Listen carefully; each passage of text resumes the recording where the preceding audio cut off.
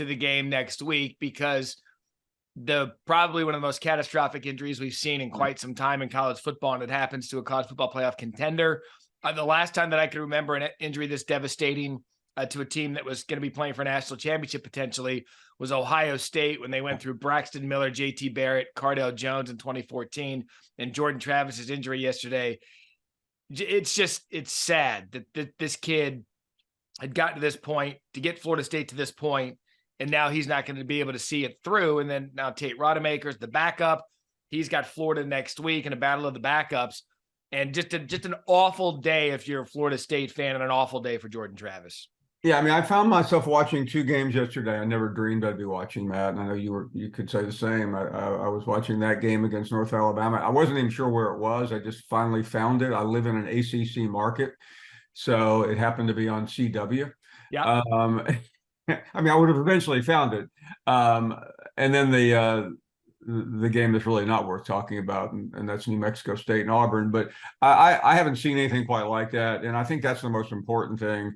I know what the CFP experts are saying. It shouldn't affect them. I know what Danny Cannell is saying, who's the chief spokesperson for Florida State. But I know what I'm saying, and I think it hurts their chances very badly. If we don't get chaos the next 2 weeks, they have their schedule good. The LSU game no longer looks elite, but good, and I think they could get squeezed out. Wouldn't bother me. Yeah, and look, and it's a perfect time to discuss it because, I hate having this discussion, but it's just the fact of the matter. And Heather Dinich was on campus last night watching games in the green room, and I kind of went toe to toe with her about it because I said, this is going to kill the ACC. And she's like, well, why? I said, well, because like their playoff team just lost their star quarterback. And let's just say they go and lose to Louisville in the ACC championship game. Well, that hasn't happened yet. Yeah, I know, but you have to project forward. You have to, because this is a team, and I know Johnny Wilson, star, Keon Coleman, star. They are loaded. Trey Benson, Lawrence Toafili. They're loaded. There's no question about it. But the thing that makes this go is a star quarterback. Galloway made a great point yesterday during television and said, if I'm Florida State, I go and I air it out 100 times a game over the next 2 weeks to show the committee that we're still playoff worthy. Because now, Paul, when you look at this big picture, I don't know if that he can get by Louisville. Maybe he can, but let's just say he can, and it's underwhelming. Are you telling me that they are still one of the top 4 teams in the country without Jordan Travis? I'm telling you right now, they're not one of the 4 best teams in the country, and I don't care what everyone says, and things change, and right now we're still looking at an imperfect masterpiece. 2 weeks from now there won't be any more debate.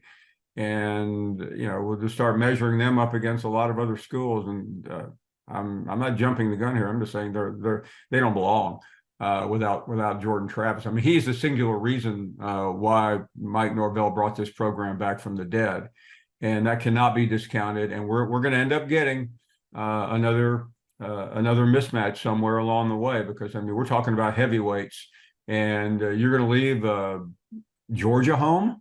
If Alabama wins that game on a field goal, or you're going to, even the Michigan-Ohio State loser, I think, which I would not have said earlier, I think is going to have something to say. And that's not all. I mean, there's some other ones that will have Texas, assuming it got squeezed. I don't like their chances at all, and I respect Heather like you do. She knows more about the mindset. She's in the room. That mindset is going to change 2 weeks from now. Look, and it's a great point with where we are headed, because that was the conversation yesterday in studio. What the Jordan Travis injury did is it opened up for everybody else that you thought, well, maybe we're going to need some help. Like an example for me would be, let's say Oregon and Washington go down to the last play in the Pac-12 championship. If that's Washington's only loss, Oregon's getting in, Washington's getting in. Then you've got chaos you mentioned in the SEC.